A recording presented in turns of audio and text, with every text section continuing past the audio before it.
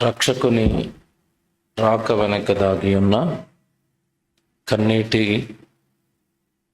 గాథలు అని ఉంటుంది చూడండి. టైటిల్లో గాథ అని లేకుండా గాథలు అని ఉంటుంది. దీనికి చాలా పెద్ద పెద్ద విషయాలు ఈ టైటిల్ వెనకాల దాక్కొని ఉన్నాయి.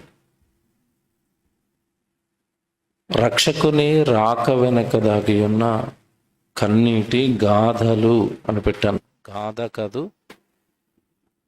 హలో, గాథలు అని పెట్టడం జరిగింది. ఏంటవి అన్నది మనం చాలా జాగ్రత్తగా బైబిల్లో నుండి ఆలోచించాలి. పిల్లరా, ప్రస్తుతం ఉన్న సమాజం ఎలా మారిపోయింది అంటే సత్యానికి నిజానికి చోటివ్వని సమాజంగా మారింది. అది లోక సంబంధమైన విషయాల్లోనైనా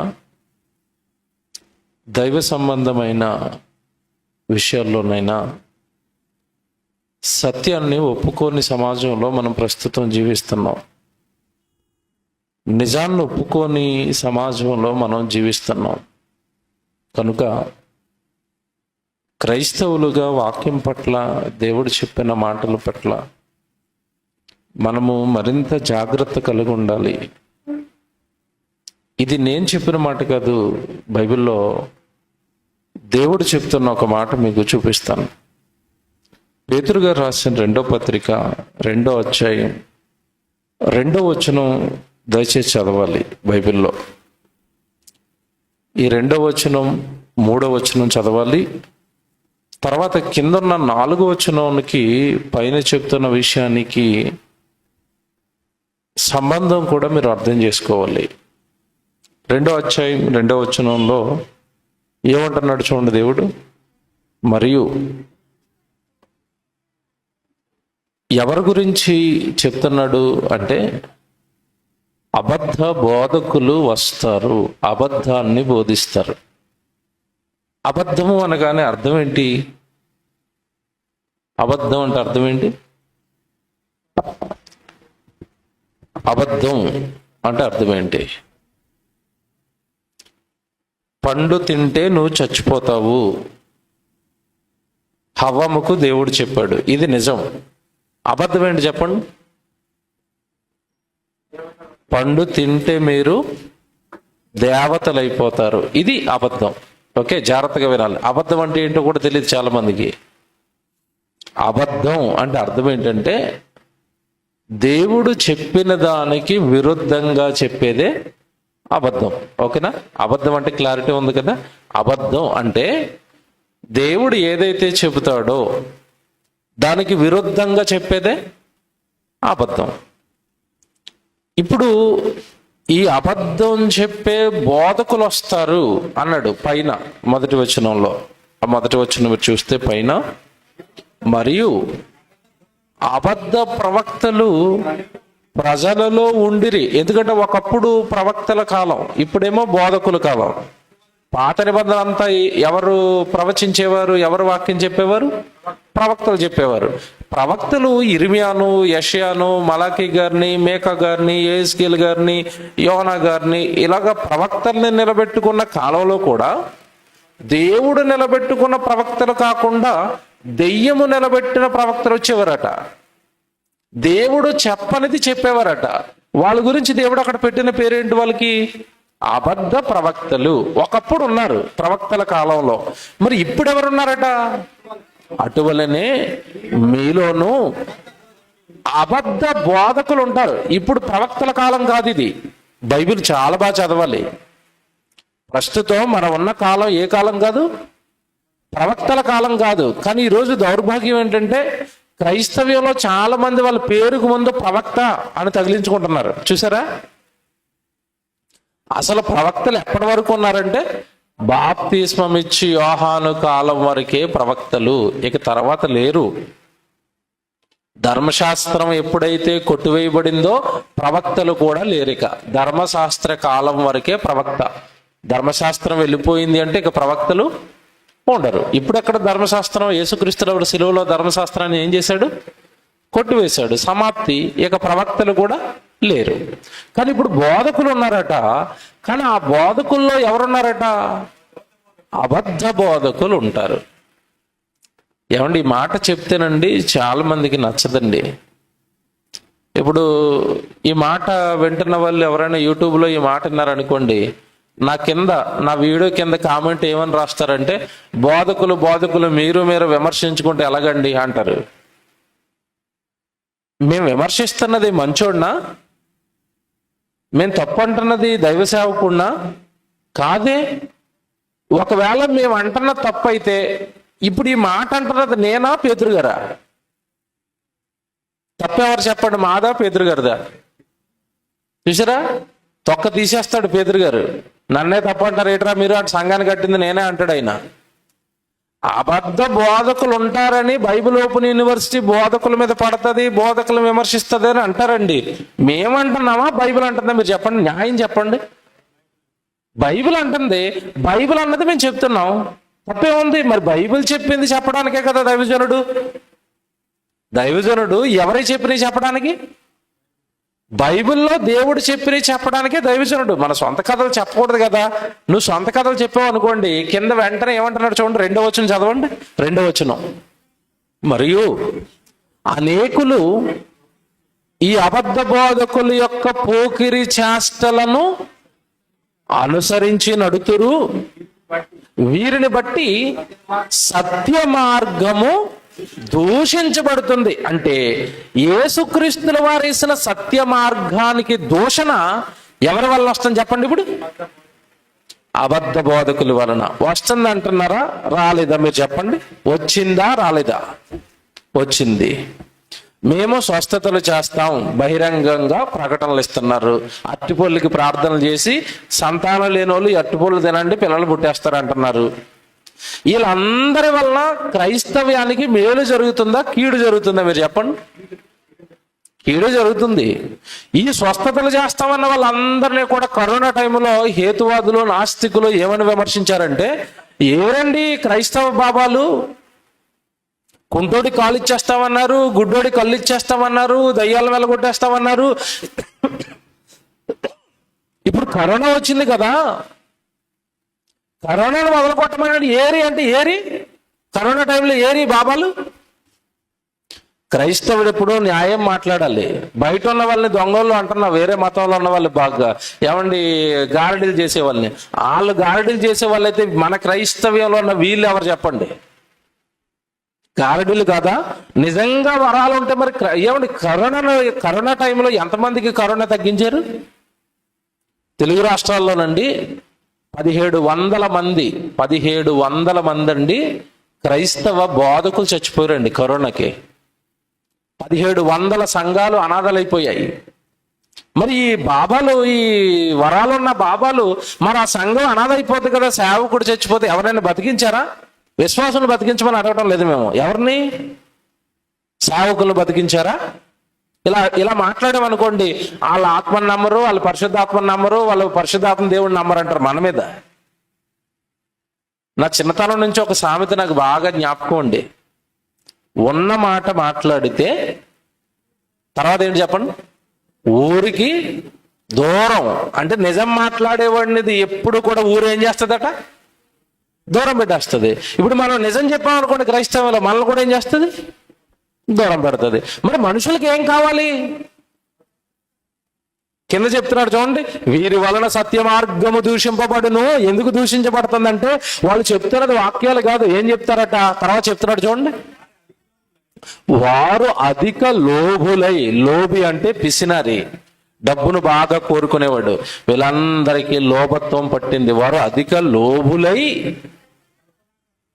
కల్పన కథలు చెప్పుచు. ఆ పదం అండర్లైన్ చేయండి. ఏం చెప్తారట? కల్పనా వాక్యములు. ఏమనంది పదం? అదేముందండి? ఏమనుందండి?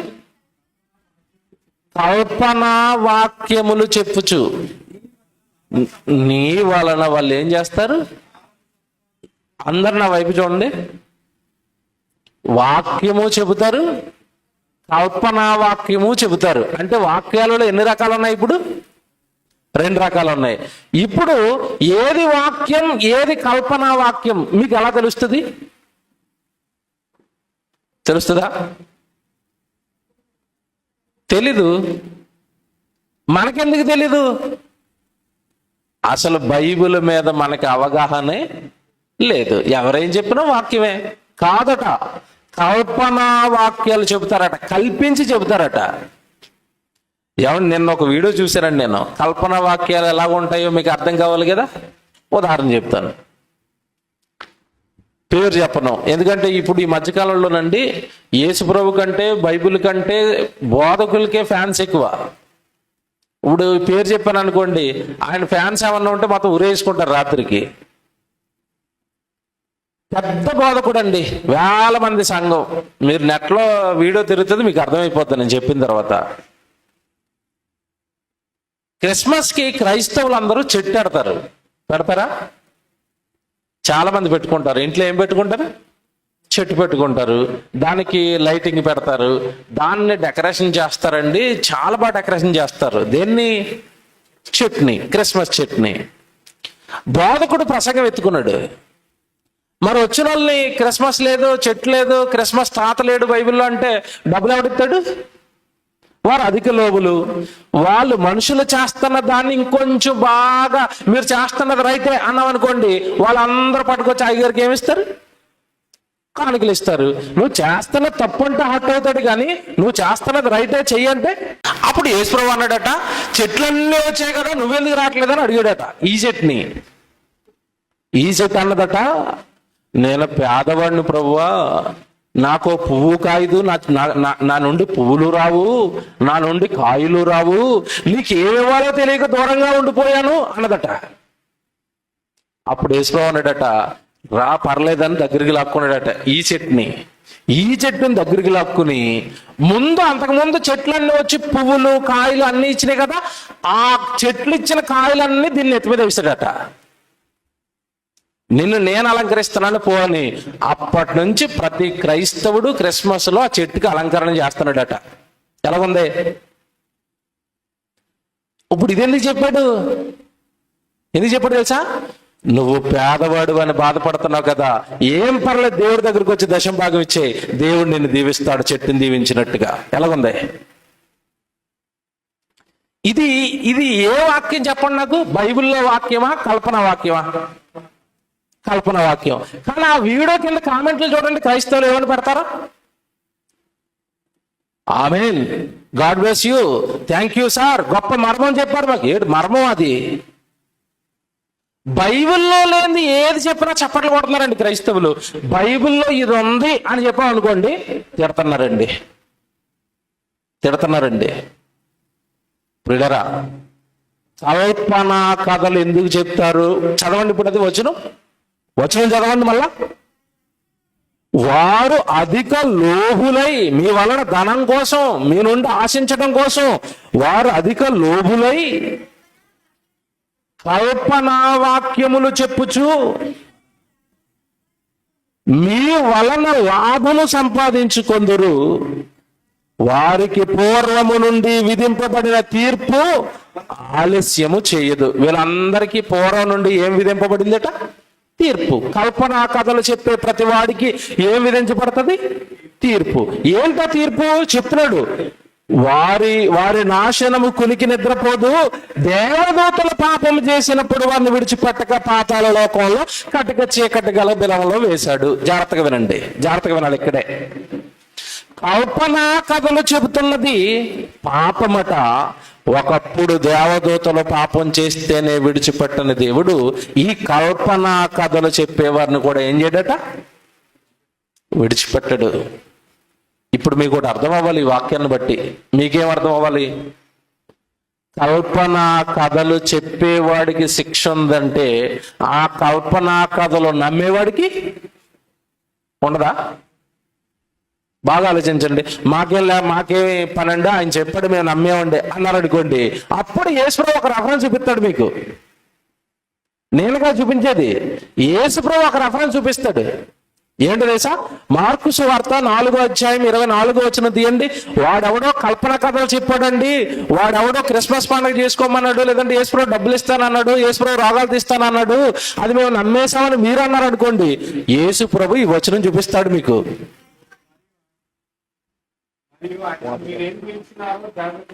మార్కు సువార్త 4:24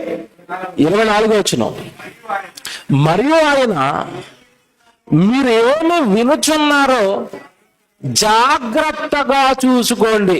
బా, ఎవరు చెప్పారు ఇది? యేసుప్రభు చెప్పాడు. ఏమని చెప్పాడు చెప్పండి మళ్ళా? మీరు ఏమి వింటున్నారో, మీరు ఏ ప్రసంగాలు వింటున్నారో జాగ్రత్తగా వినండి అన్నాడా? జాగ్రత్తగా చూసుకోండి అన్నాడా? అంటే ఎక్కడ చూసుకోవాలి? ఎక్కడ చూసుకోవాలి? విన్న ప్రసంగం బైబిల్లోనే చెప్పాడా? చెట్లన్నీ వచ్చి యేసుప్రభుకి నమస్కారం చేసాయి అన్నప్పుడు ఎక్కడండి? యేసు వార్త అండి, రెఫరెన్స్ చెప్పండి అయ్యారు అనాలి. అడుగుతారా? చప్పట్లు కొడతారా? చప్పట్లు కొడతారు. యేసుప్రభు చూసారా? మీరు ఏమి వినుచున్నారో జాగ్రత్తగా చూసుకోండి. ఏమంటే జాగ్రత్త ఎప్పుడు చెప్తారు చెప్పండి? సహజంగా నాకు జాగ్రత్త ఎప్పుడు చెప్తారు? పిల్లోడు స్కూల్కి వెళ్తున్నప్పుడు తల్లి జాగ్రత్త చెప్తుంది, రే రోడ్డు దాటేటప్పుడు జాగ్రత్త రా. ఎందుకు చెప్పింది తల్లి? ప్రమాదం ఉంది కనుక. అంతేనా? ఇదే ఒకవేళ కరోనా టైం అనుకోండి, గిద్యోనన్న డోర్ దగ్గర ఒకటి నిలబెట్టి అంటాడు, వస్తున్న వాళ్ళకి వెళుతున్న వారికి ఒకటి ఉందో లేదో చెక్ చేయండి అంటాడు. ఏంటి? మాస్క్ ఎందుకు పెట్టుకోమంటున్నారు కరోనా టైంలో? జాగ్రత్త, రోగం వచ్చే ప్రమాదం ఉంది కనుక అది జాగ్రత్త. ఇప్పుడు యేసుప్రభు మీరు ఏమి వినుచున్నారో జాగ్రత్త అంటే, నేను నిలబెట్టిన బోధకులు సేవ చేస్తారు, అపవాది నిలబెట్టిన అబద్ధ బోధకులు కూడా మీకు ఏం చేస్తారు? బోధ చేస్తారు. కనుక బోధ విషయంలో మీరు కొంచెం జాగ్రత్త. ప్రియులరా, సత్యాన్ని నమ్మేవారు ప్రతి తరంలోనూ కొద్దిమందే ఉంటారు. నోవహు జలప్రళయం టైంలో జలప్రళయం వస్తుంది, మీరు అందరూ చచ్చిపోతారంటే అందరూ నమ్మారా? నమ్మరండి. సొదొమ గొమొర్రా పట్టణాలు కాల్చేస్తానన్న టైంలో దేవుడు చెప్పాడు, నమ్మారా? నమ్మరండి. ఇప్పుడు యేసుప్రభు రెండో రాకడ వస్తుందిరా, మీరు నమ్ముతున్నది అబద్ధం, అసత్యం, బైబిల్కి విరుద్ధంగా మీ బోధలు విని మీరు మీ విశ్వాసాన్ని కట్టుకున్నారని మనం ఈరోజు గొంతు ఎత్తుకుని అరుస్తున్నాం. నమ్ముతారా? నమ్మరు. పిల్లరా, క్రీస్తు పుట్టాడు. పండగ పేరుతో కొన్ని చోట్ల పాపం కూడా జరగదా? జరుగుతుంది. మీరు మొత్తం అండి క్యాలెండర్ నెలల్లో జనవరి, ఫిబ్రవరి, మార్చి లాగా 12 నెలలు ఉంటాయి కదా సంవత్సరానికి. ఏ నెలలో మద్యం ఎక్కువగా అమ్ముడిపోతుందని మీరు సర్వే చేస్తే డిసెంబర్ నెలలో ఎక్కువ మద్యం అమ్మబడుతుందట. ఎందుకు అమ్మబడుతుందంటే డిసెంబర్ నెల అంతా ఏ పండుగ అంటే, ఇప్పుడు డిసెంబర్ మాసంలో పండగ జరుగుతుంది, పండగ టైంలో ఎక్కువగా ఏం అమ్ముడవుతుంది? మద్యం అమ్ముడవుతుంది. మరి చెప్పండి, ఇది పండగ పాపమా? మద్యం తాగమని దేవుడు చెప్పాడా? మద్యం తాగి గ్రంథండి నా కోసం అని చెప్పాడా? చెప్పలేదు. మీకు ఇంకా తెలుసో లేదో, మీరు ఇప్పుడు యూట్యూబ్ ఆన్ చేసి క్రిస్మస్ డ్యాన్స్ అని కొట్టండి, మీరు చూడలేని సినిమా హీరోల కంటే మంచి డ్యాన్సులు వస్తాయి అందులో. యవ్వనాలకు వచ్చేసిన ఆడపిల్లలు, యవ్వనాలకు వచ్చేసిన మగపిల్లలు స్కిట్లోనండి, క్రైస్తవులు క్రిస్మస్ పేరట స్కిట్లు వేసండి డ్యాన్సులు వేస్తున్నారండి. ఏమంటే డాన్స్కి ఎవరు మారుతారండి? మారుతారా? మారరు. డాన్స్లు వేయండి, ఎగరండి, గెంతండి, అల్లరి చేయండి. బైబిల్లో ఎక్కడైనా ఉంటుందండి ఇలాగా? దేవుడు అల్లరికి కర్త కాడు. ఇలాగ స్పిన్ డ్రాప్ సైలెన్స్ ఉండాలి దేవుడి సన్నిధి అనేసరికి. వాక్యం వినబడుతూ ఉండాలి, దేవుడు మహిమపరచబడుతూ ఉండాలి, బైబిల్లో ఉన్న సత్యాలు బయటకు వస్తూ ఉండాలి. ఇది దైవ సన్నిధి అంటే ఇది. అల్లరి, కేకలు, గెంతులు, మర్యాద ఉండదు, క్రమం ఉండదు. ఏమన్నా ఏటో అర్థం కావటం లేదు. పిల్లరా, రక్షకుని రాక వెనకొన్న కన్నీటి గాథలు అర్థమైతే ఎవరు డాన్స్ లేరు, ఎవరు గెంతరు, ఎవరు ఎగరరు, ఎవ్వరునండి పిచ్చిగా చేయరండి. నేను చెప్తాను ఈరోజు జాగ్రత్తగా వినండి, చాలా చరిత్ర చెప్తాను మీకు. యేసుప్రభు పుట్టక మునుపు ఏం జరిగిందో చెప్తాను, యేసుప్రభు పుట్టిన తర్వాత ఏం జరిగిందో చెప్తాను. ఈ చరిత్ర అంతా తెలిసిన ఎవ్వడు కూడా పండగ పేరుతో పాపం చేయడు, పండగ పేరుతో అల్లరి చేయడు, పండగ పేరుతో కేకలు వేయుడు, పండగ పేరుతో లోకంలో వాళ్ళు చేస్తున్న భయంకరమైన చేష్టలు చేయడు. ప్రభు పుట్టుక సంతోషం అంటున్నారు ఈరోజు. పోలు సంతోషించండి, తప్పులేదు, ఆనందించండి. ఎలా ఆనందించమని చెప్పింది బైబిలు? ప్రభువునందు ఆనందించండి అన్నారు. ఇప్పుడు ఈ డ్యాన్స్ వేస్తున్న దగ్గర యేసుప్రభు ఉంటాడా? మద్యం తాగుతున్నప్పుడు ప్రభు ఉంటాడా? ఆనందించండి, కానీ ఎలా ఆనందించాలి? ప్రభువునందు. మరి ఈ డ్యాన్సుల్లో, ఈ మందు పార్టీల్లో ప్రభు ఏడి? అది మీ ఆనందమా, ప్రభు ఆనందమా చెప్పండి? ప్రభువుని అడ్డు పెట్టుకొని వీళ్ళు ఆనందపడుతున్నారంటాను నేను, కదా? ఓ పాస్టర్ గారు ప్రసంగం చేస్తూ అంటున్నాడు, క్రిస్మస్ చాలా పెద్ద పండగ,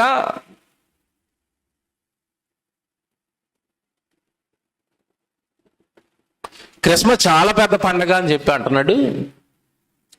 వాళ్ళ సంఘంలో ఉన్న ఒక పెద్ద ఆయనట, రిటైర్డ్ గవర్నమెంట్ ఆఫీసరు. ఆయనకి చిన్నగా అలవాటు ఉందట. ఏం అలవాటు? మందు. అది వారానికి ఒకసారో 2 సార్లు తాగుతాడట. ఎప్పుడు? మిగతా రోజుల్లో. డిసెంబర్ మాసంలో మొత్తం 4 రోజులు తాగుతాడట. ఆయన ప్రసంగం చేస్తూ అంటున్నాడు, మా దగ్గర ఉన్నారండి భక్తులు, క్రిస్మస్ పండుగ చేస్తున్నారు, ఇంటి పైన స్టార్ ఎట్టారు, ఇంటి లోపల బార్ ఎట్టారు అంటున్నాడు. చూడండి ఎలాగుందా ప్రాస. ఏటట? ఇంటి పైన ఏం పెట్టారు? స్టార్. ఇంటి లోపల ఏం పెట్టారు? బార్. బాగుందా? ఇదే పండగ. పండగ అనగానే ఇల్లుకు సున్నాలు వేయాలి, పండగ అనగానే సామాన్లు కడుక్కోవాలి, పండగ అనగానే పిండి వంటలు వండుకోవాలి, కొత్త బట్టలు కొనుక్కోవాలి, ఇంట్లో 4 ఉంటే 4కి సూట్లు, ఏమండి మరి ఆడపిల్లలకేమో పట్టు చీరలు, బంగారపు నగలు. అసలు పండగ హడావుడి అసలు మామూలుగా ఉండదు కొన్ని కుటుంబాల్లో. ఏమింత హడావుడి మీకంటే, ఈ నెల ఏమి నెల? పండగ. కరెక్ట్గా ఒక 40 నిమిషాల తర్వాత ఇదే మాట అడుగుతాను, మీరు చెప్పాలా? ఏ మాట?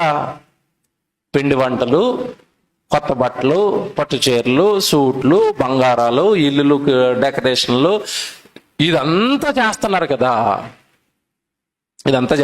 కదా. ఇదంతా ఎవరి పుట్టుకను బేస్ చేసుకుని చేస్తున్నారు? యేసు ప్రభు పుట్టుక. ఇది మైండ్లో పెట్టుకోండి, తర్వాత చెప్తాను. ఒకప్పుడు యేసుక్రీస్తుల వారు పుట్టక మునుపు, యేసుక్రీస్తు పుడుతున్నాడు, ఈ భూమి మీదకి యేసుక్రీస్తుల వారు రాబోతున్నాడు అని దేవుడు ముందుగా ప్రవక్తలందరితోనూ చెప్పించాడా? చెప్పించాడు.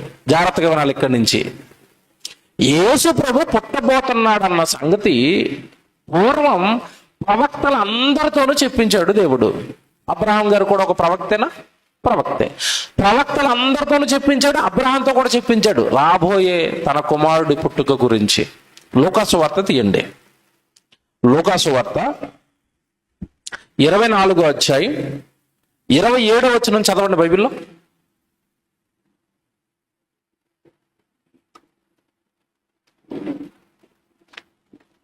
లూకాసు వార్త 24వ అధ్యాయం 27వ వచనం.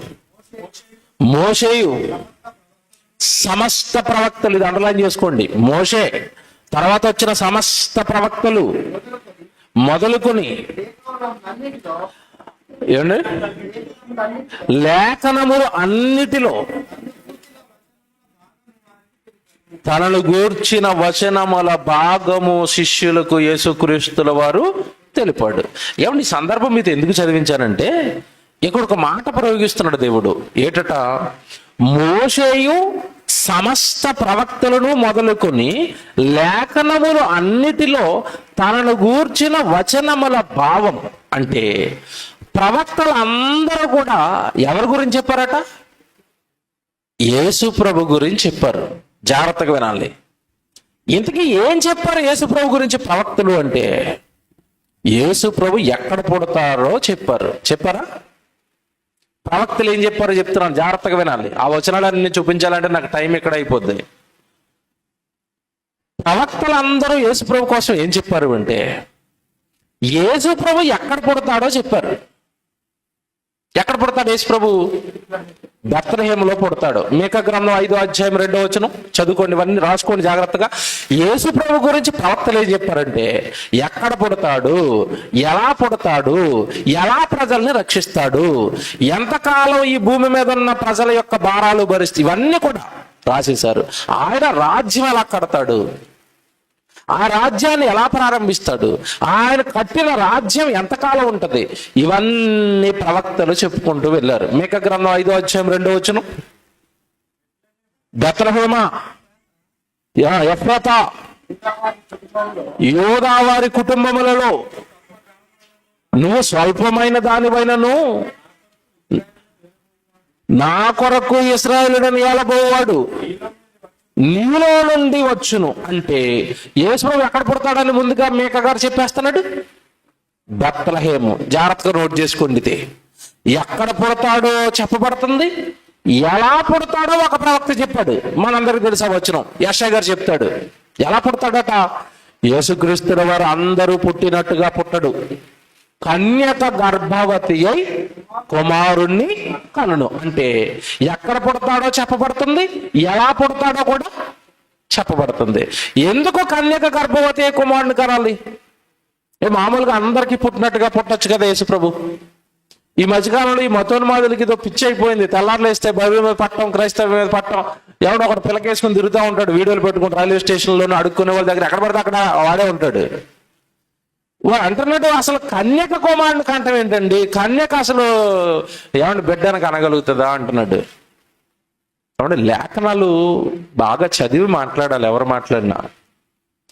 కన్యక కనాలి అని దేవుడు యేసుక్రీస్తుల వారిని కన్యక గర్భాన్ని ఎందుకు పుట్టించాడో ఏమండి క్రైస్తవేతరులకి అర్థం కాలేదు, క్రైస్తవ్యంలో ఉన్న కొంతమందికి అర్థం కాలేదు ఈ వచనం.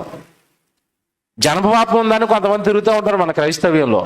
వాళ్ళు ఎలాగ అర్థం చేసుకున్నారంటే జన్మ పాపం ఏమంటే మనిషికి ఉంటది కనుక ఆయన అందరిలా పుడితే ఆయనలో కూడా ఏమొచ్చేస్తుంది, జన్మ పాపం వచ్చేస్తుంది కనుక మరియమ్మ గారి గర్భాన్ని పుట్టించారు యేసుప్రభుని కనుక యేసుప్రభులో జన్మ పాపం లేదు అంటారు వీళ్ళు.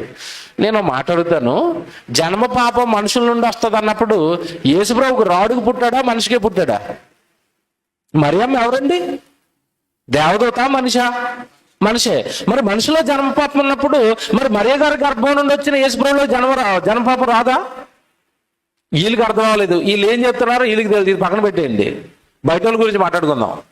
బయట వాళ్ళు అంటున్నారు కన్యక ఎలాగండి కనేస్తుందంటే, కన్యక గర్భాన్న దేవుడు ఎందుకు పుట్టించాడంటే మీరు అనుకుంటున్నట్టుగా జన్మపాపం అంటుకుంటుందనో, వాళ్ళు అనుకుంటున్నట్టుగా ఏమంటే వాళ్ళు మాట్లాడుతున్నట్టుగా ఏదో బైబిల్కి తెలియకుండా వ్యతిరేకంగా మాట్లాడుతున్న ఆ మాట ప్రకారమో ఇవన్నీ కాదండి.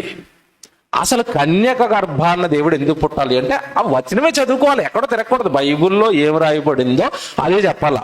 యెషయా గ్రంథం తీయండి, అక్కడ ఏం రాయబడింది కన్యక గురించి. యెషయా గ్రంథం తీయండి, 7:14 ఏమంటే జాగ్రత్తగా చదవాలి. యెషయా గ్రంథం 7:14 కాబట్టి ప్రభువు తానే ఒక సూచన మీకు చూపును. ఆగండి, ఏం చూపిస్తాడట? సూచన. అంటే అర్థం ఏంటి? సూచన, ఒక గుర్తు, ఒక గుర్తు మీకు చూపిస్తాడు. ప్రభు తానే ఒక సూచన మీకు చూపిస్తాడు, ఒక సింబల్ చూపిస్తాడు, ఒక గుర్తు చూపిస్తాడు. ఏంటా గుర్తు చెప్తాడు చూడండి తర్వాత. ఆలకించండి, కన్యక గర్భవతి అయి కుమారుణ్ణి కంటది. అది సూచన, అది గుర్తు. దేనికి గుర్తు? ఆయనే నీ రక్షకుడు అని నువ్వు గుర్తుపట్టడానికి గుర్తది. మళ్ళా చెప్తాను, అర్థమైందో లేదో. ప్రభువు తానే ఒక సూచన చూపిస్తాడు. నిన్ను రక్షించబోయేవాడు, నీ అధిపతి, నీ జీవాధిపతి, నీ రక్షకుడు, నీ యేసుక్రీస్తు అందరిలా పుట్టడు. ఎలా పుడతాడు? కన్యక గర్భాన్ని పుడతాడు. ఏమన్నా యేసుక్రీస్తుల వారు కన్యక గర్భాన్ని ఎందుకు పుట్టాలి అంటే, ఇప్పుడు అందరూ పుట్టినట్టుగా స్త్రీ పురుషుల కలయిక వలన యేసుక్రీస్తుల వారు పుట్టారనుకోండి, అప్పుడు మనం అందరూ మా రక్షకుడు వస్తాడని బైబిల్లో రాయించారు కదా, ఎవరు మా రక్షకుడు, ఎవరు మా రక్షకుడు అని ఇశ్రాయేలీయులు మనం అందరం ఎదురు చూస్తాం. అప్పుడు ఏం జరుగుతుందో తెలుసండి, కరీంనగర్ పట్టణంలో ఒకడు లేస్తాడు, లేచి నేనే మీ యేసుప్రభుని, నన్ను నమ్మితేనే మీకు రక్షణ అంటాడు. అప్పుడు మనం ఏం చేయాలి? అప్పుడు వరంగల్లో ఒకటి రాస్తాడు, సిద్దిపేటలో ఒకళ్ళు లేస్తాడు, ఆంధ్రాలో ఒకళ్ళు లేస్తాడు, నేనే యేసుప్రభుని అంటాడు. అప్పుడు ఎవరు మన యేసుప్రభు మనకు ఎలా తెలుస్తుంది? మీకు అర్థమైందా? కాబట్టి ప్రపంచంలో ఎవ్వరూ యేసుప్రభు పుట్టినట్టుగా పుట్టకూడదు. ఎలా పుట్టాడు? కన్యకకు పుట్టాడు. ఆ కన్యకకు పుట్టిన వాడే మీ యేసుప్రభు. గుర్తుపట్టడానికి అదొక సూచన. ఇది అర్థం కాక ఏవో చెప్పుకుంటూ పోతున్నారు. అది సూచన. కన్యక గర్భాన్న పుట్టాలి అన్నది సూచన. అయితే ఇక్కడ ప్రశ్న ఏంటంటే, కన్యక ఎలాగండి కనేస్తుంది అంటున్నారు. ఏమన్నా మాట్లాడుతానండి, మాట్లాడుతాను, చదువుకున్న వాళ్ళంటే తెలుస్తుంది నేను చెప్పేది. ఈ మధ్యకాలంలోనండి పిల్లల్ని తల్లి సహాయం లేకుండా పుట్టించేస్తున్నారు. తెలుసా లేదా మీకు? IVF అని, IVR అని రకరకాల సిస్టమ్స్లోనండి తల్లి సహాయం అవసరం లేదు, తల్లి గర్భం అవసరం లేదు. వేరే అర్ధ గర్భం తెచ్చి, వేరే తల్లిని తెచ్చి ఈ బిడ్డను ఆవిడ గర్భంలో పెట్టేస్తున్నారు పట్టుకెళ్ళి. ఒరే, నువ్వే బిడ్డను పట్టుకెళ్ళి ఇంకొక గర్భంలో పెట్టేసి ఆ గర్భంలో ఆ బిడ్డ ఎదగడానికి నువ్వు ఇంత వైద్యం చేసేస్తే, దేవుడి కంటే పరలోకంలో ఉన్న యేసుప్రభుని పట్టుకొచ్చి మరియమ్మ గారి గర్భంలో పెట్టడం పెద్ద పనా? మీరు చెప్పండి.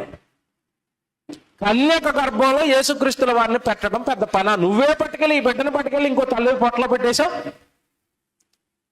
దానికి అద్దె గర్భం అంటున్నావు, IVR అంటున్నావు, IVF అన్న రకరకాల వైద్యం పేర్లు పెట్టుకొని చెప్పేస్తాను కదా. మీకు అర్థమైంది ఇప్పుడు? పోనీ ఇంకా మీకు అర్థం కదండి. అండ్ మీరు ఎంతసేపు వినవండి అంటే, మీరు అందరూ బైబిల్ నమ్ముతారా? బైబిల్ నమ్ముతారు కదా. నేను మాట్లాడుతాను.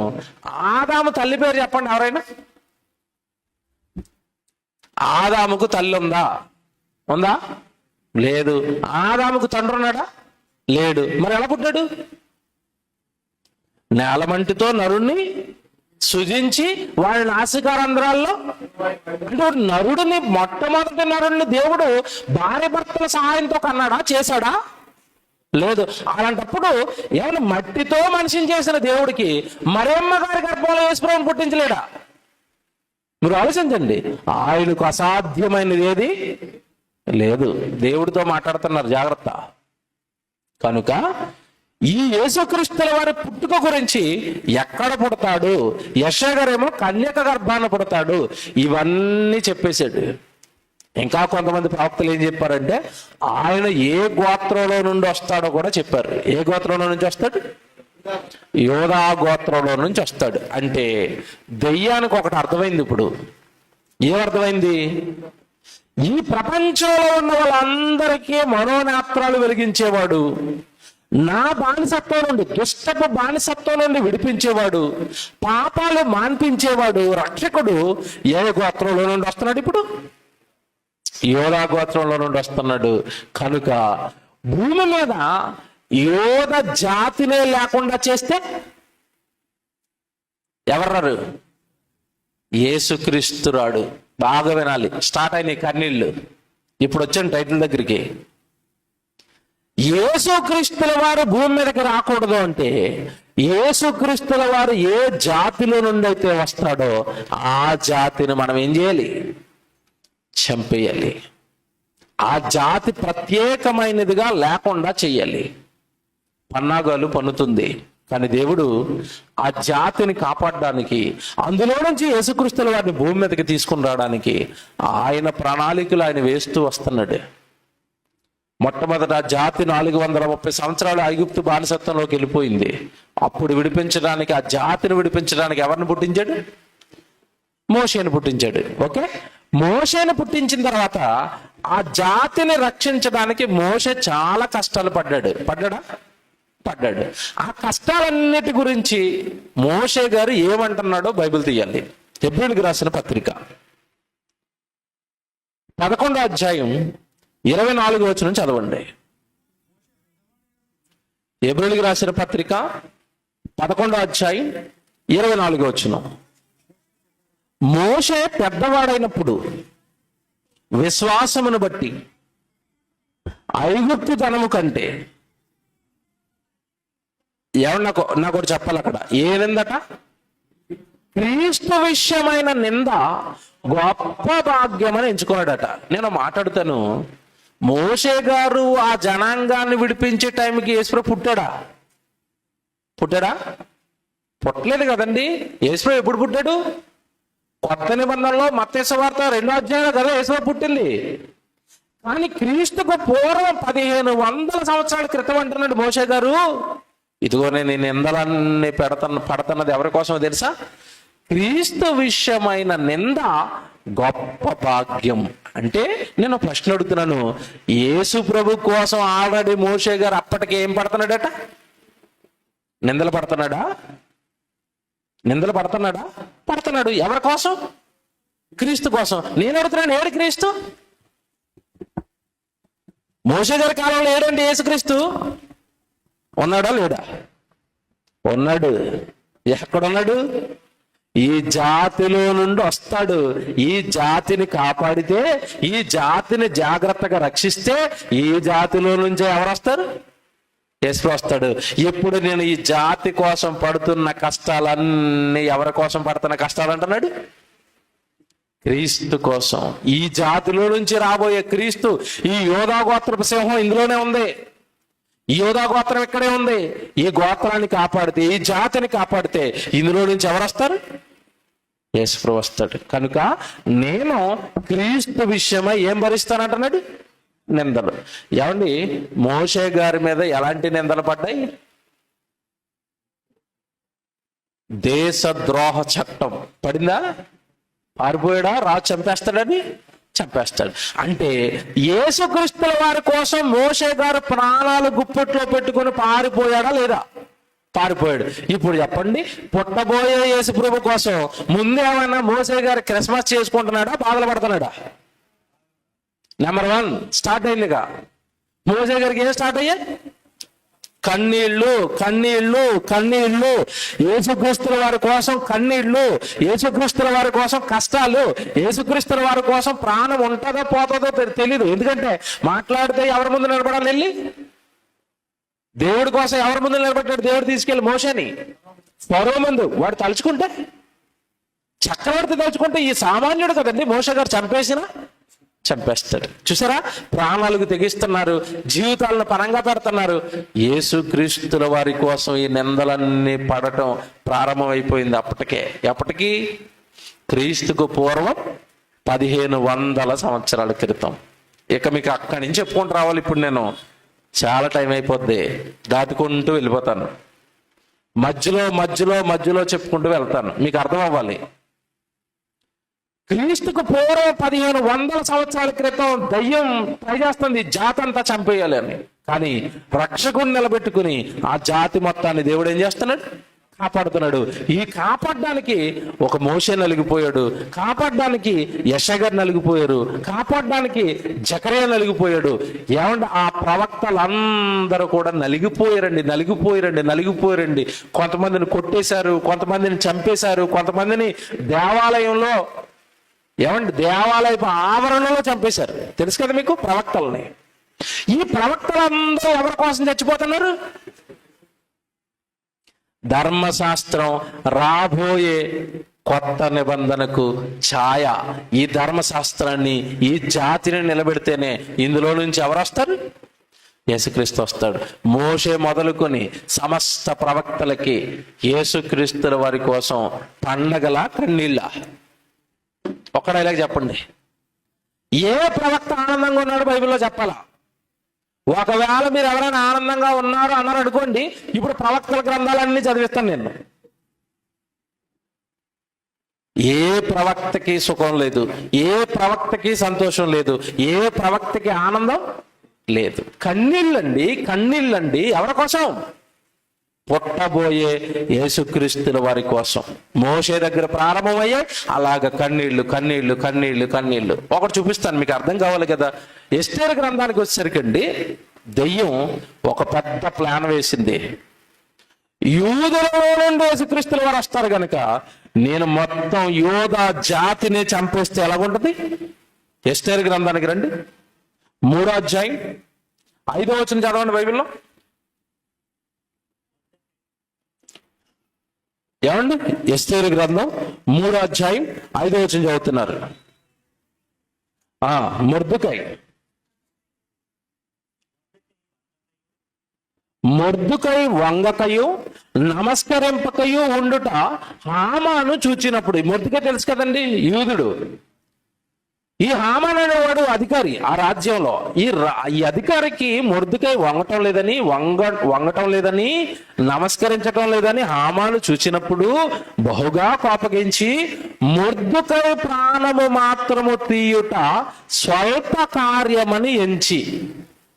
ఇప్పుడు మొర్దుకై ఒక్కడనే చంపేయటం నాకు చిన్న పని, అంతే కదండి. కిందన్న ఒక మనిషిని చంపేయటం రాజ్యంలో అధికారంలో ఉన్న వ్యక్తికి పెద్ద పనా?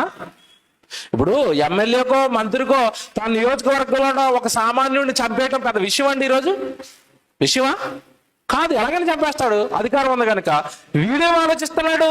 నేను కేవలం మొర్దుకైను చంపేయట స్వల్ప కార్యమని ఎంచి మొర్దుకై యొక్క జనులు ఎవరైనది తెలుసుకొని.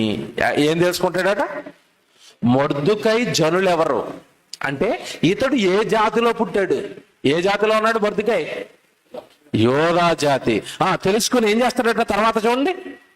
ఎవరైనది తెలుసుకుని ఆశ్వరోషు యొక్క రాజ్యమందంతటా ఉండు మొర్దుకై స్వజనులను అనగా యూదులందరినీ సంహరించుటకు ఆలోచించెను. ఏటట ప్లాను? ఒక యూదుని చంపుతాడా? ఇద్దరునా? ఎవరిని చంపుతాడట? యూదులందరినీ. ఎవరిని? యూదులందరినీ ఎందుకు చెప్పాలనుకుంటున్నాడు? యూదులలో నుంచి వస్తాడు. ఎవరు? యోధా గోత్రపు సింహం. ఆయన రాకూడదంటే వీళ్ళని ఏం చేయాలి? చంపేయాలి. ఇప్పుడు ఆ చావులను అడ్డుకోవడానికి ఒక ఆవిడ ప్రాణాలకు తెగించాల్సి వచ్చింది. ఎవరు? ఎస్తేరు మహాతల్లి. మొర్దుకై బాధపడిపోతున్నాడు. రాయించేశాడు, రాజుతో రాయించేశాడు శాసనం, యూదులందరినీ చంపేయండి అన్న శాసనం వచ్చింది. ఏమన్నా జాతి ఎక్కడ నాశనం అయిపోతుందోనని ఒక్కడు భయపడుతున్నాడండి. ఎవరు? మొర్దుకై. నా జాతి నాశనం, దైవ జాతి, దైవ సంతానం, దేవుని సంఘం, దేవుని ఇల్లు. ఆ రోజండి ఇశ్రాయేలు అండి, ఈ జాతి అంతా నాశనం నాశనం నాశనం అని భయపడిపోతున్నాడు. భయపడిపోతూ 4వ అధ్యాయానికి వచ్చేసరికి ఎవరిని? ఎస్తేరును ఒప్పించాడు జాతిని కాపాడమని. 4వ అధ్యాయానికి వచ్చేయండి. 4వ అధ్యాయంలో 14వ వచనం చూడండి. నీవు ఈ సమయమందు ఏమియో మాట్లాడక మౌనముగా ఉన్న ఎడల యూదులకు సహాయము విడుదల మరి ఒక దిక్కు నుండి వచ్చును. కానీ ఎస్తేరుతో అంటున్నాడు మొర్దుకై, పెంచిన తండ్రి, ఇదిగో ఎస్తేరు, నువ్వు గనక యూదుల్ని కాపాడడానికి మాట్లాడడానికి రాజు దగ్గరికి వెళ్ళి ఆ శాసనాన్ని నువ్వు ఆపించకపోతే, యూదుల చావును నువ్వు ఆపకపోతే, యోధ జాతి, దైవ జాతి, దేవుని సంతానం వీళ్ళు ఎలాగైనా దేవుడు కాపాడుకుంటాడు. సహాయము యూదులకు మరొక దిక్కు నుండి వస్తుంది. కానీ తర్వాత మాట చూడండి, నీవును నీ తండ్రి ఇంటి వారును నశించదురు. ఎందుకంటే నీకు అవకాశం ఉండి కూడా ఆ జాతిని నిలబెట్టడానికి నువ్వేం చేయట్లేదు. పిల్లరా, ఇక్కడ కూర్చున్న మిమ్మల్ని అందరిని ఒకటే మాట అడుగుతాను. ఆ రోజు యోధ జాతి గురించి ఆయన అంతగా ఆలోచిస్తున్నప్పుడు ఈ రోజు మనం ఎవరి గురించి బాగా ఆలోచించాలి చెప్పండి? మన జాతి ఎవరిప్పుడు? క్రైస్తవులు కదండి. మరి క్రైస్తవుల గురించి మీరు ఏమైనా ఆలోచిస్తున్నారా? నేను వింటున్న ఇంత స్పష్టమైన వాక్యం క్రైస్తవులు ఉన్న వాళ్ళకి తెలియదండి, ఈ సంఘానికి తెలియదండి, కరీంనగర్ పట్టణంలో ఉన్న వాళ్ళకి తెలియదండి. ఈ సత్యవాక్యం చెప్పాలండి, మా ఊర్లో చెప్పించాలండి, మా పట్టణాల్లో చెప్పించాలండి. కరీంనగర్ పెద్ద పట్టణం అండి, ఒక రీసెర్చ్ సెంటర్ పెట్టాలి, లేదంటే ఇక్కడ ఒక సభ పెట్టాలి, ఈ సత్యాన్ని చెప్పించాలి. నా జాతి నాశనం అయిపోతుంది బైబిల్లో ఉన్న విషయాలు తెలియకని మీలో ఎంతమంది ఆలోచిస్తున్నారు? ఇలాగ మొర్దుకై ఆలోచించినట్టుగా మీలో ఎంతమంది ఆలోచిస్తున్నారు? స్వజాతికి ప్రమాదం వచ్చినప్పుడు మొర్దుకై ఆలోచిస్తున్నాడు. ఎవడు? ప్రారంభంలో నేను ఇందా చెప్పాను కదా, ప్రారంభంలోనే ఏ మాట చెప్పాను చెప్పండి? కల్పనా వాక్యములు కల్పించి చెప్పేవారు వెనకాల వెళుతున్న వాళ్ళకి ఏమొస్తుందని చదువుకున్నాం ఇందాక మనం. నాశనం వస్తుంది. మరి ఈ అబద్ధ బోధకుల వెనకాల వెళ్ళిపోతున్న నీ సహోదరులు అందరూ కూడా ఏమైపోతారు? నాశనానికి వెళ్ళిపోతారు. వీళ్ళకి చావు వస్తుంది. ఈరోజు నువ్వు వాళ్ళ గురించి ఏమైనా ఆలోచిస్తున్నావా? ప్రభులోకి వచ్చారు కానండి సత్యం తెలియదండి, ప్రభులోకి వచ్చారు కానీ బైబిల్లో రాయబడిన సంగతులు తెలియదండి. నేను వాళ్ళు రక్షించాలండి, వాళ్ళ దగ్గరికి సత్యవాక్యాన్ని తీసుకెళ్ళాలండి. ఏమన్నా మీరు ఏం ప్రయత్నాలు చేస్తున్నారు చెప్పండి? మొర్దుకై అంటున్నాడు ఎస్తేరుతో, ఇది నా జాతి, దేవుడి జనాంగం, నేను కాపాడుకోవాలి, అది నా బాధ్యత.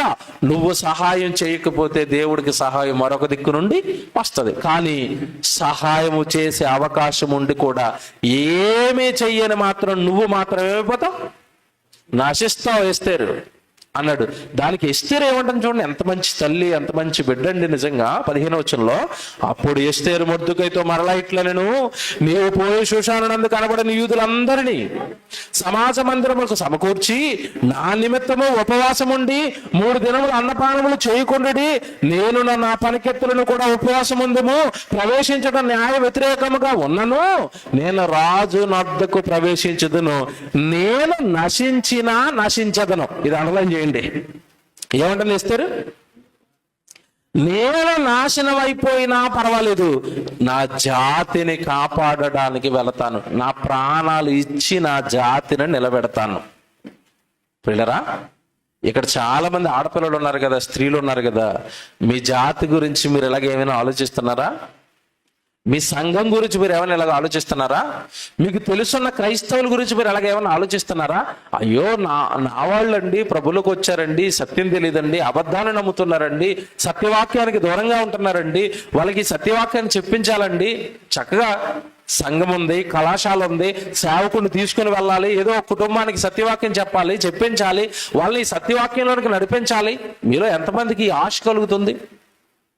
బాగా ఆలోచించండి. ఎస్తేరు అంటుంది, నేను నశించినా నశిస్తాను, నేను చచ్చిపోయినా పర్వాలేదు, నా జాతి మాత్రం రక్షింపబడాలి. ఇప్పుడు చెప్పండి, యేసుక్రీస్తుల వారు, పుట్టబోయే యేసుక్రీస్తుల వారి కోసం ప్రాణాలకు తెగించిన వారు బైబిల్లో మీకు కనబడుతున్నారా లేదా? కనబడుతున్నారు. ఇప్పుడు ఎస్తేరు జీవితం అంతా ఈ నిర్ణయం తీసుకున్న తర్వాత కన్నీళ్ళ క్రిస్మస్ పండగ. ఎస్తేరుకి ఏముంది ఇప్పుడు? కన్నీళ్ళు. ఇందాక చదువుకున్న మోషే గారికి ఏంటి ఇప్పుడు? కన్నీళ్ళు. లిస్ట్ రాసుకోండి జాగ్రత్తగా. ఎంతమంది కన్నీళ్ళు, ఎంతమంది పుట్టబోయే క్రీస్తు కోసం పుట్టక మునిపే కన్నీళ్లు కారుస్తున్నారు.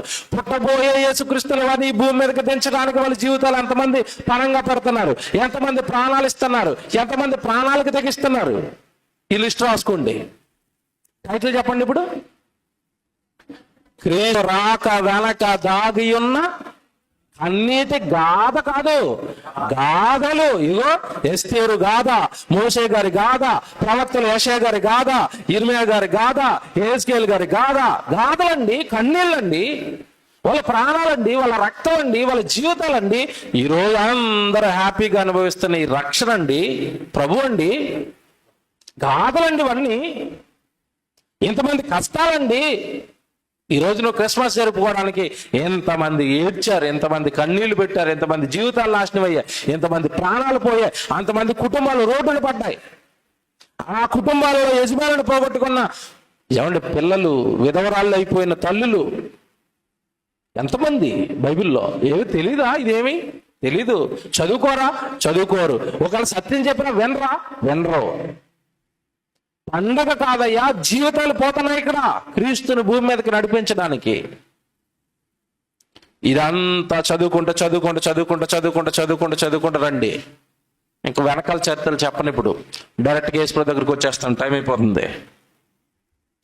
ఆపాలని కొంది యేసుప్రభుడు భూమి మీదకి రాకుండా, ఆ జాతినే లేకుండా చేయాలనుకుంది. కానీ దేవుడు తోడుగా ఉండి ఆ జాతిని రక్షించి మొత్తం మీద అది ఎన్ని పన్నాంగాలు వేసిన అపవాది నెమ్మదిగా యేసుక్రీస్తుల వారి భూమి మీద పుట్టేశాడు. పుట్టేసిన తర్వాత జాగ్రత్తగా వినండి, పుట్టక మునిపే దూత వచ్చింది మరియమ్మ గారి దగ్గరికి. వచ్చిందా? వచ్చింది. మరియమ్మ గారికి ఏమని చెప్పింది చెప్పండి దూత వచ్చి?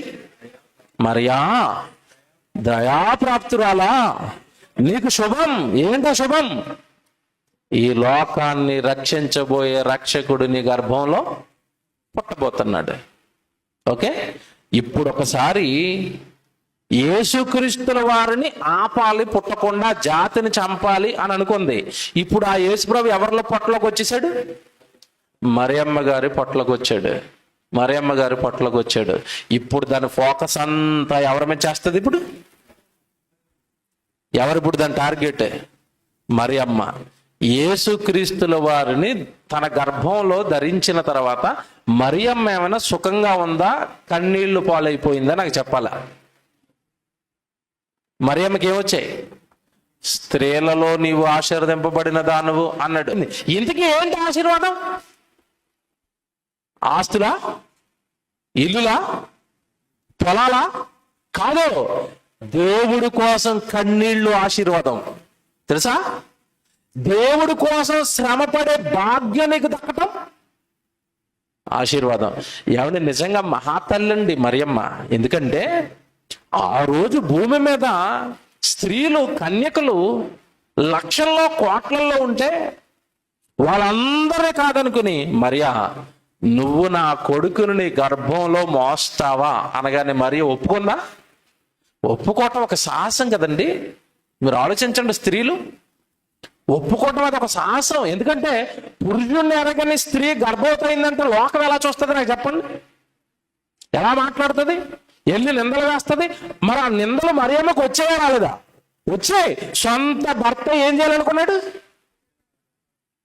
ఈవిడ మంచిది కాదు, ఎవరితోనో తప్పు చేసింది, నాతో ప్రధానమైతే చేసుకుంది, కానీ ఈవిడ ఎవరితోనో తప్పు చేసేసింది కనుక ఈవిడిని నెమ్మదిగా వదిలించుకోవాలి, నెమ్మదిగా ఎక్కడో ఒక చోట విడిచిపెట్టేయాలి, లేదా నెమ్మదిగా ఎక్కడో తీసుకెళ్ళి అమ్మేయాలి. ఎవరిని?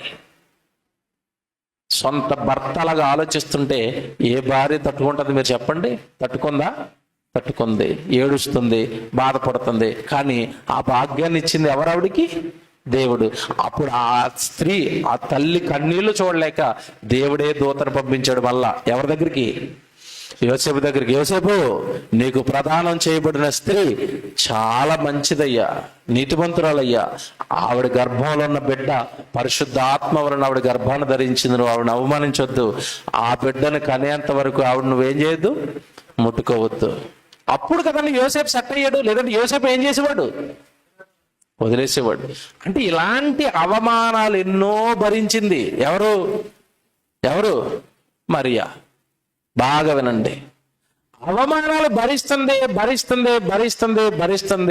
ఏమంటే కడుపులో యేసుక్రీస్తుల వారిని మోసుకొని ఎన్ని కష్టాలు పడ్డదో మరియా మీరు చదువుకుంటే మీకు అర్థమైపోద్ది. మామూలు కష్టాలండి అవి.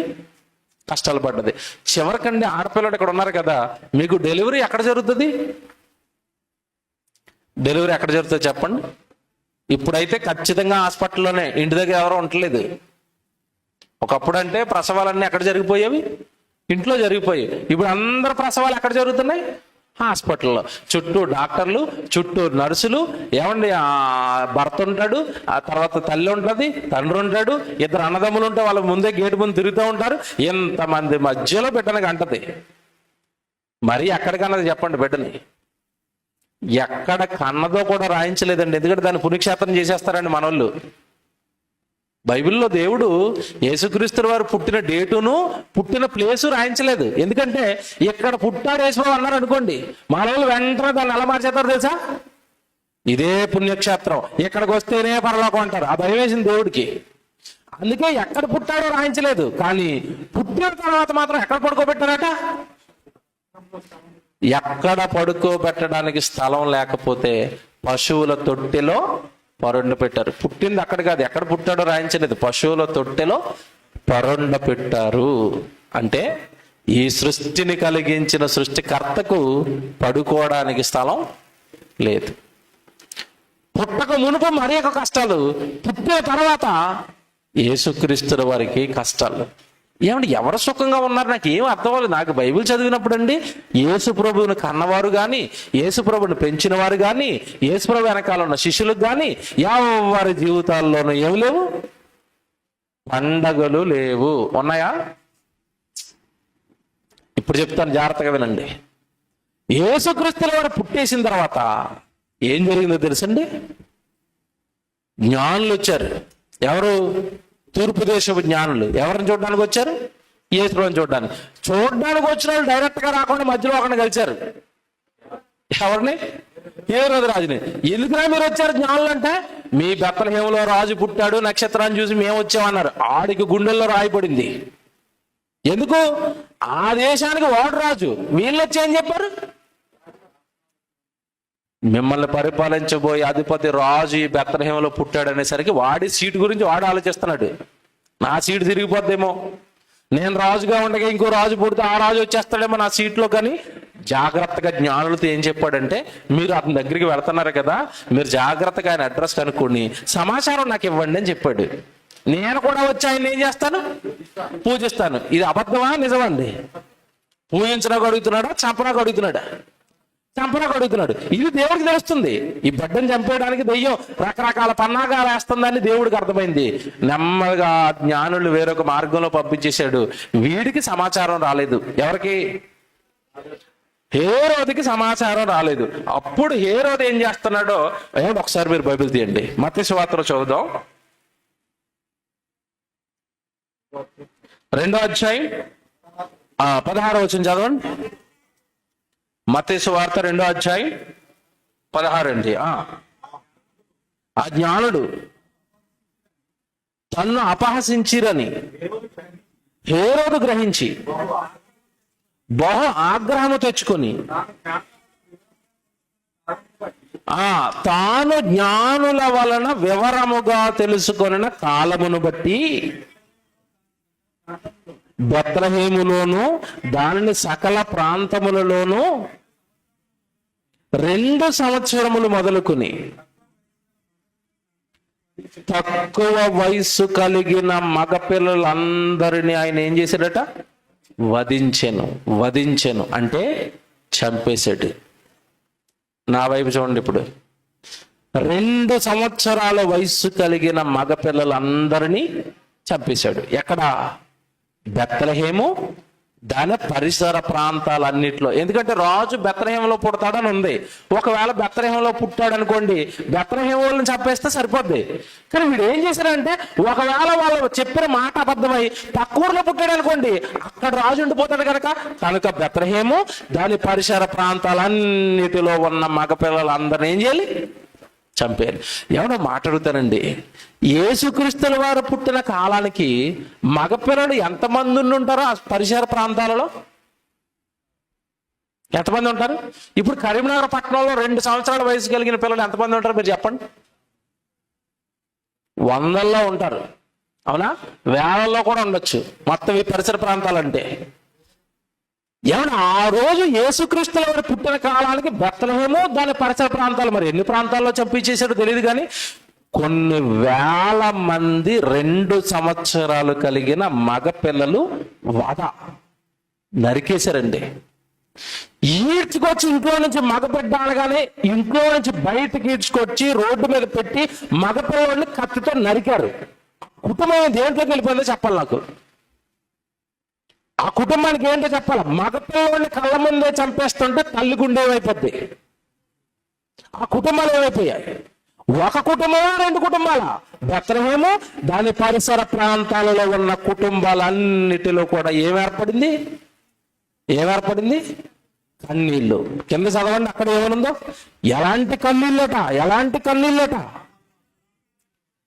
రామాలో అంగలార్పు వినబడును, ఏడ్పుయో మహారోదనయో. బాబ్బా, చూసారండి ఆ మాటలు? చూసారండి ఎలాగున్నాయో?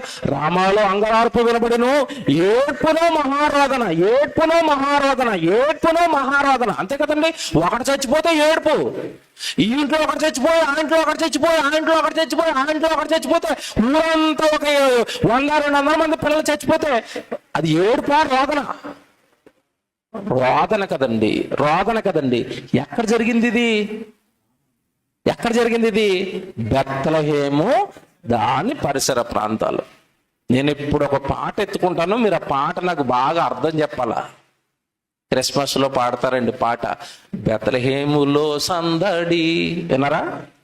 ఏటంటే బెత్లెహేములో సందడా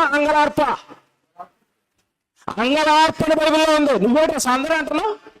నీకేం లేదు బైబిల్. ప్రజల్ని మత్తులో ఉంచడానికి, ప్రజల్ని ఆనంద పెట్టడానికి, ప్రజల్ని ఈ పండగ పేరుతో మోసం చేయడానికి రకరకాల బెత్లెహేములో సందడ ఏముంది ఇక్కడ? బెత్లెహేములో ఇప్పుడు యేసు పుట్టిన కాలానికి 2 సంవత్సరాలకి బెత్లెహేములో ఏముందని అడుగుతున్నాను నేను. పైన చదవండి, మళ్ళా పైన చదవండి. ఎక్కడ జరుగుతుంది ఇదంతా?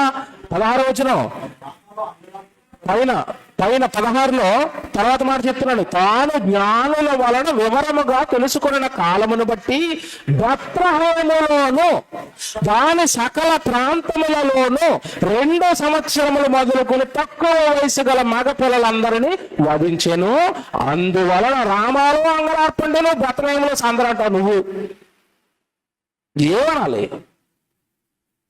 ఎక్కడ బైబిల్లో ఉన్న సత్యాలు నిజాలు నీకు చెప్తున్నది ఏంటి? బెత్లెహేంలో యేసుబాబు పుడితే సందడి జరిగిందా? వధ, మహారోదన, కన్నీటి గాథలు. యేసుక్రీస్తుల వారి కాలానికి ఏమంటే ఆ పుట్టిన మగబిడ్డలు అందరూ చచ్చిపోతే ఆ కుటుంబాలన్నీ ఆ రోజు ఏడ్పండి. యేసు ప్రభు కోసం అండి వాళ్ళు ఇవన్నీ భరిస్తున్నారు. యేసు ప్రభు కోసం అండి ఇవన్నీ వాళ్ళు సహించుకుంటున్నారు. రక్షకుని రాక వెనక దాగి ఉన్న కన్నీళ్లు. ఇవి కన్నీళ్లు కదా? మగబిడ్డ చచ్చిపోతే ఏంటి చెప్పండి? కన్నీళ్ళ పండగ? కన్నీళ్లు. మోషేకు కన్నీళ్లు, ఎస్తేరుకు కన్నీళ్లు. ఇదే ఈ బిడ్డలు పోగొట్టుకున్న తల్లులు కుటుంబాలు అన్నిట్లో ఏమంటే బెత్లెహేము, రామా ప్రాంతాలన్నిట్లో కన్నీళ్లు. నువ్వేం చేస్తావు? పండగ. ఇప్పుడు చెప్తాను. ఎప్పుడైతే ఈ వధ జరుగుతుందో దేవుడు అర్జెంటుగా యోసేపు దగ్గరికి వచ్చాడు. నాయనా, వాడు క్రూరుడు, మంచోడు కాదు. ఈ వధ జరక్క మునుపు చెప్పి తప్పించేసారండి అక్కడి నుంచి. వాడు మంచోడు కాదు, చంపేయడానికి ప్రయత్నిస్తున్నాడు, కనుక నువ్వు అర్జెంటుగా వెళ్ళిపోవాలి ఇక్కడి నుంచి. 13వ వచనం చదవండి. పైన 13వ వచనంలో యోసేపుతో మరియమ్మతో దేవుడు ఏం చెప్తున్నాడు చూడండి.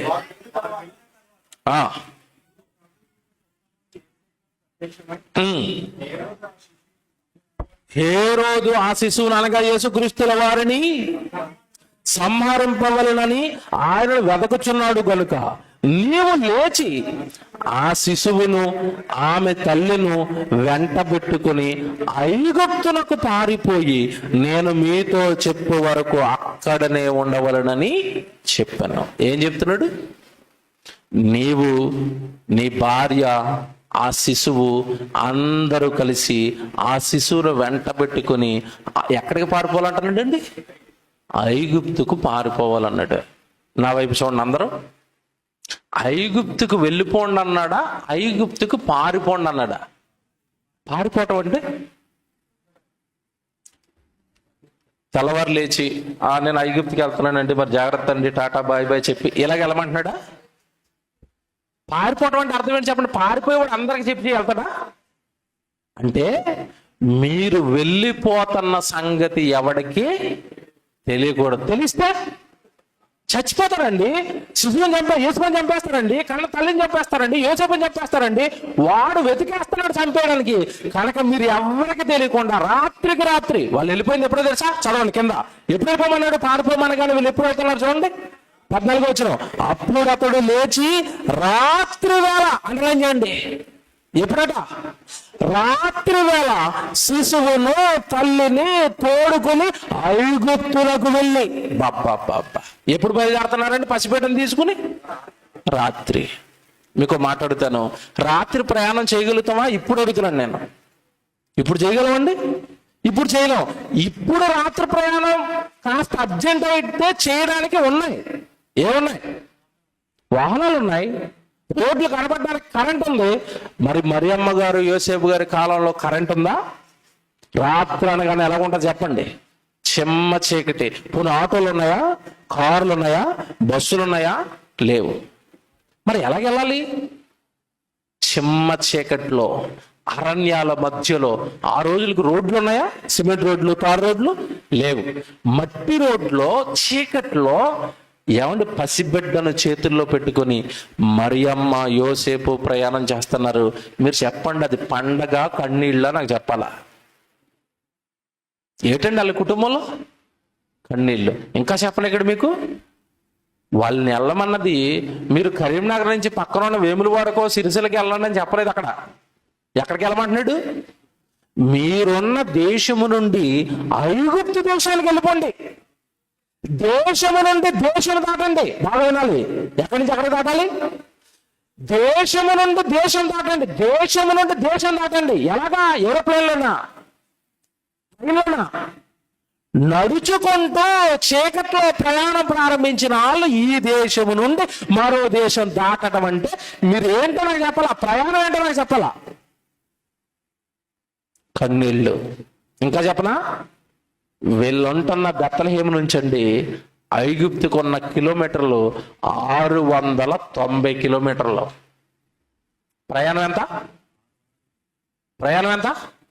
690 కిలోమీటర్లు. అప్పుడే కన్న పసిబిడ్డను చేతిలో పెట్టుకుని, తల్లి పసిబిడ్డను చేతుల్లో పెట్టుకుని మోసుకుని వెళ్ళటం అంటే, చీకట్లో ప్రయాణాలు లేని కాలంలో నడుచుకుంటూ పసిబిడ్డను చేతుల్లో పెట్టుకుని 690 నుంచి 700 కిలోమీటర్ల ప్రయాణం. పండగ కన్నీళ్ళ? నాకు చెప్పాలి, చెప్పండి. ఇప్పుడు అంటే ఇప్పుడు యేసుక్రీస్తుల వారు పుట్టుక వెనక అన్నీ మనకి ఏం కనబడుతున్నాయి?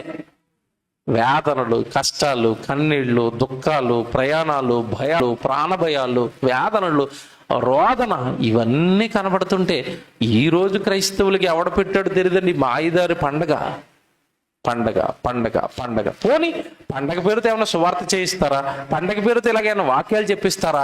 పండగ పేరుతో ఎవరికైనా ఒక అన్యుని తీసుకొచ్చి భోజనం పెట్టి మా ప్రభువుని నమ్ముకోండి, యేసుక్రీస్తుల వారి మరణం, రక్షణ ఏమన్నా చెప్తారంటే ఏమీ లేవు. డ్యాన్సులు, కేకులు, అల్లరి, గోల, పండగ.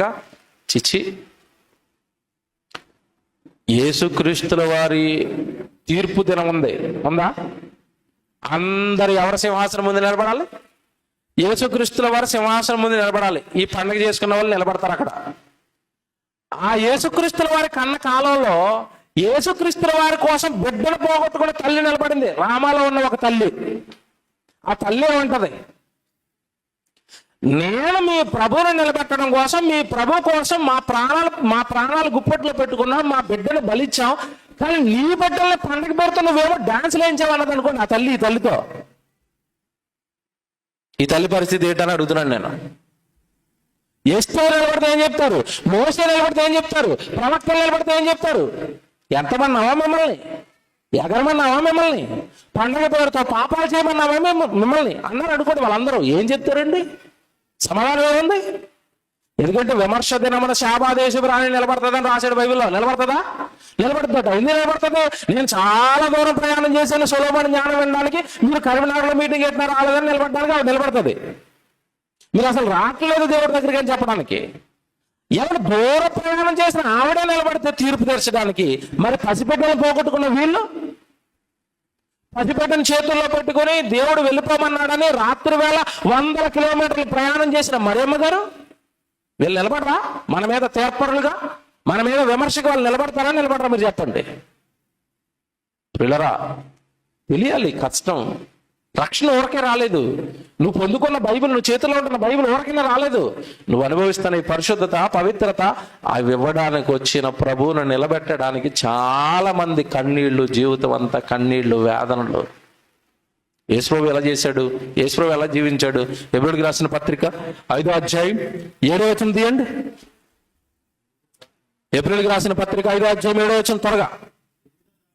శరీరధారి ఉన్న దినములలో మహారోదనతోనూ కన్నీళ్లతోనూ తనను మరణము నుండి రక్షింపగలవానికి. ఏమంటే యేసుప్రభు జీవితకాలం అంతా ఏమున్నాయట? కన్నీళ్లు. యేసుప్రభు జీవితకాలం అంతా కన్నీళ్లు. యేసుప్రభు జీవితకాలం ఎంత భూమి మీద? యేసుప్రభు ఎంతకాలం బ్రతికాడు? 33.5 ఏళ్ళు. అంటే 33.5 ఏళ్ళు ఆయన జీవితంలో ఏమున్నాయి? కన్నీళ్లు. ఏమంటే ఇప్పుడు యేసుప్రభు బర్త్డే చేసుకోవాలంటే ఎన్ని బర్త్డేలు చేసుకోవడానికి అవకాశం ఉంది? 33 చేసుకోవచ్చు. ఒక్కటి చేసుకున్నట్టుగా బైబిల్లో ఉంటుందా? ఉండదు. పోనీ ఆయన మర్చిపోయాడు. బర్త్డేలు చేయాల్సిన వాళ్ళ అమ్మ నాన్నలు ఏమైనా 2-3 బర్త్డేలు చేశారని ఉందా? ఉండదు. తర్వాత వచ్చిన అపోస్తులు బర్త్డేలు ఏమైనా చేశారా? చేయలేదు. తర్వాత వచ్చిన ఆదిమ సంఘం వాళ్ళు ఏమైనా క్రిస్మస్ పేరుతో యేసుప్రభుకు పండుగ చేశారా? చేయలేదు. విషయం చెప్పనా?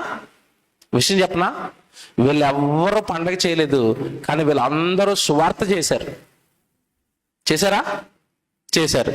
మనకి క్రైస్తవులుగా దేవుడిచ్చిన ఆజ్ఞ ఏంటి? పండగ చేయమనా, సువార్త ప్రకటించమనా? మీరు సర్వలోకంలోకి వెళ్ళి సర్వ సృష్టికి సువార్తను ప్రకటించండి. అది ఎంతమంది క్రైస్తవులు చేస్తారు చెప్పండి? అంటే బైబిల్ని బట్టి మనకు అర్థమైంది ఒకటే, దేవా నువ్వు చెప్పింది మేము చెయ్యం, మాకు ఇష్టం వచ్చింది మేము చేస్తాం. అప్పుడు దేవుడు ఏమనాలి? మీరు చెప్పండి. అప్పుడు దేవుడు ఏమనాలి? నీకు ఇష్టమైనది చేస్తే, నేను చెప్పనిది చేస్తే అది అబద్ధం అవుతుంది నాయనా. అబద్ధికులకి నేనున్న నిత్య జీవంలో, పరలోకంలో చోటు. సరిపోయిందా? ఇప్పుడు ఈ బాధ, ఈ కష్టం, ఈ కన్నీరు, ఈ టైటిల్ ఎందుకు పెట్టాలి? ₹1,000 ఎందుకు ఖర్చు పెట్టాలి? నిజంగా చెప్తున్నాడండి. ప్రయాణం, నేను ఎంత పెద్ద ప్రయాణం చేశానో నాకే తెలుసు ఈ కరీంనగర్ రావడానికి. నేను ఎక్కడో తాడేపల్లిగూడలో ఉన్నాను, ఆంధ్రాలో. అక్కడ నుంచి నిన్న 500 కిలోమీటర్లు ఏకదాటిగా ప్రయాణం చేస్తే నిన్న రాత్రికి వచ్చాను. నేను 5:30, 6 గంటలకి మెట్టుపల్లి గోదూరికి నడులు పడిపోయి రాత్రి పడుకోగానే ఇంకా అసలు అలా కోమలోకి వెళ్ళిపోయాం మేము. ప్రయాణం, కారుండి ప్రయాణం చేయడానికి ఎంత అలసిపోతే, నేను మరియమ్మ గారి ప్రయాణం కోసం ఆలోచిస్తున్నాను. ఐగుప్తు దేశానికి నడకతో ప్రయాణం. మహాతల్లి వాళ్ళు ఏమంటే వాళ్ళ భక్తి ముందు, ప్రభు కోసం వాళ్ళు పడ్డ కష్టాల ముందు మనం ఏమైనా నిలబడతామా? మీరు చెప్పండి, నిలబడతామా? మీకు క్వశ్చన్ చెప్పనా? గట్టిగా వర్షం వచ్చిందంటే మీలో చాలా మంది ప్రార్థనకి రారు. వస్తానని వాళ్ళు చేయొద్దండి, రారు. మనకు వర్షం వస్తే ప్రార్థనకి రావు, చిన్న జలుబు వస్తే ప్రార్థనకి రావు, చిన్న కష్టం వస్తే ప్రార్థనకి రావు.